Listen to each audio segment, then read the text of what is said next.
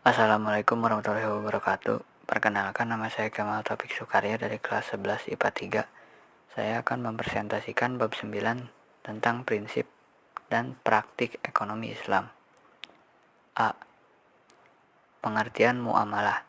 Muamalah dalam Kamus Bahasa Indonesia artinya hal-hal yang termasuk urusan kemasyarakatan, pergaulan, perdata, dan sebagainya. Sementara dalam fikih Islam, berarti tukar-menukar barang atau sesuatu yang memberi manfaat dengan cara yang ditempuhnya, seperti jual-beli, sewa-menyewa, upah-mengupah, pinjam-meminjam, urusan bercocok tanam, berserikat, dan usaha lainnya. Dalam melakukan transaksi ekonomi seperti jual-beli, sewa-menyewa, utang piutang, dan pinjam-meminjam, Islam melarang beberapa hal diantaranya sebagai berikut. 1. Tidak boleh mempergunakan cara-cara yang batil. 2.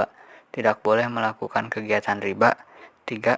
Tidak boleh dengan cara-cara zalim atau aniaya. 4. Tidak boleh mempermainkan takaran timbangan, kualitas, dan kehalalan. 5. Tidak boleh dengan cara-cara spekulasi atau berjudi. 6. Tidak boleh melakukan transaksi jual beli barang haram. B. Macam-macam muamalah. Sebagaimana telah dijelaskan di tadi tentang macam-macam muamalah, di sini akan dijelaskan lebih lanjut sebagai berikut. 1. Jual beli. Jual beli menurut syariat agama ialah kesepakatan tukar-menukar benda untuk memiliki benda tersebut selamanya. A. Syarat-syarat jual beli. Syarat yang telah ditetapkan dalam Islam tentang jual beli adalah sebagai berikut. 1. Penjual dan pembeli haruslah A. Baligh, B. Berakal sehat, C. Atas kehendak sendiri. 2. Uang dan barangnya haruslah A. Halal dan suci, haram menjual arak dan bangkai, begitu juga babi dan berhala, termasuk lemak bangkai tersebut. B. Bermanfaat. Membeli barang-barang yang tidak bermanfaat sama dengan menyia-nyiakan harta atau pemboros. C. Keadaan barang dapat diserah terimakan. Tidak sah menjual barang yang tidak dapat diserah terimakan. Contohnya, menjual ikan dalam laut atau barang yang sedang dijadikan jaminan, sebab semua itu mengandung tipu daya. D. Keadaan barang diketahui penjual dan pembeli. E.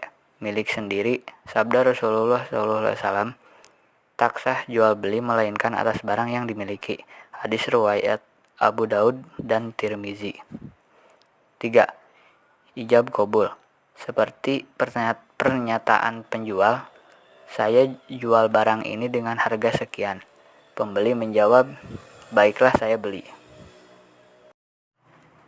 B. Khiyar. 1. Pengertian khiyar. Khiyar adalah bebas memutuskan antara meneruskan jual beli atau membatalkannya. 2. Macam-macam khiyar. A. Khiyar majelis, B. Khiyar syarat, C. Khiyar abi atau cacat. C. Riba. 1. Pengertian riba. Riba adalah bunga atau nilai lebih atas penukaran barang. Hal ini sering terjadi dalam pertukaran bahan makanan, perak, emas, dan pinjam-meminjam. Guna menghindari riba, apabila mengadakan jual beli barang sejenis seperti emas dengan emas atau perak dengan perak, ditetapkan syarat A. Sama timbangan ukurannya, atau B. Dilakukan serah terima itu juga, C. Secara tunai. Macam-macam riba. A. Riba fadli, B. Riba kordi, C. Riba yadi, D. Riba nasi'ah. 2. Utang piutang. A. Pengertian utang piutang. Utang piutang adalah menyerahkan harta dan benda kepada seseorang dengan catatan akan dikembalikan pada waktu kemudian. B. Rukun utang piutang. Rukun utang piutang ada 3, yaitu 1. Yang berpiutang dan berutang. 2. Ada harta atau barang. 3. Lafaz kesepakatan. 3. Sewa menyewa. A. Pengertian sewa menyewa. Sewa menyewa dalam fikih Islam disebut ijarah, artinya imbalan yang harus diterima oleh seseorang atas jasa yang diberikannya. B. Syarat dan rukun sewa menyewa. Yang menyewakan dan yang menyewa haruslah telah baligh dan berakal sehat. 2. Sewa menyewa dilangsungkan atas kemauan masing-masing, bukan karena dipaksa. 3. Barang tersebut menjadi hak sepenuhnya orang yang menyewakan atau mewalinya. 4. ditentukan barangnya serta keadaan dan sifatnya. 5. Manfaat yang akan diambil dari barang tersebut harus diketahui secara jelas oleh kedua belah pihak. 6. Berapa lama memanfaatkan barang tersebut harus disebutkan dengan jelas. 7. Harga sewa dan cara pembayarannya juga harus ditentukan dengan jelas serta disepakati bersama. C. Syirkah. Secara bahasa, kata syirkah atau perseroan berarti mencampurkan dua bagian atau lebih sehingga tidak dapat lagi dibedakan antara bagian yang satu dengan bagian yang lainnya. Menurut istilah, syirkah adalah suatu akad yang dilakukan oleh dua pihak atau lebih yang bersepakat untuk melakukan suatu usaha dengan tujuan memperoleh keuntungan. 1. Rukun dan syarat syirkah. Adapun rukun syirkah secara garis besar ada 3, yaitu sebagai berikut. A. Dua belah pihak yang berakad atau akidani. Syarat yang melakukan akad adalah harus memiliki kecakapan atau ahliyah, melakukan tasarruf atau pengelolaan harta. B. Objek akad yang disebut juga ma'qud alaihi mencakup pekerjaan atau modal. Adapun syarat pekerjaan atau benda yang dikelola dalam syirkah harus halal dan diperbolehkan dalam agama dan pengelolaannya dapat diwakilkan. C. Akad atau yang disebut juga dengan istilah sigat.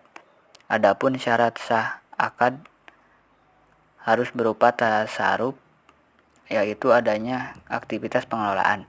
2. Macam-macam syirkah. Syirkah dibagi menjadi beberapa macam, yaitu syirkah inan, syirkah abdan, syirkah wujuh, dan syirkah mufawadah. D. Perbankan. 1. Pengertian perbankan. Bank adalah sebuah lembaga keuangan yang bergerak dalam menghimpun dana masyarakat dan disalurkannya kembali dengan menggunakan sistem bunga.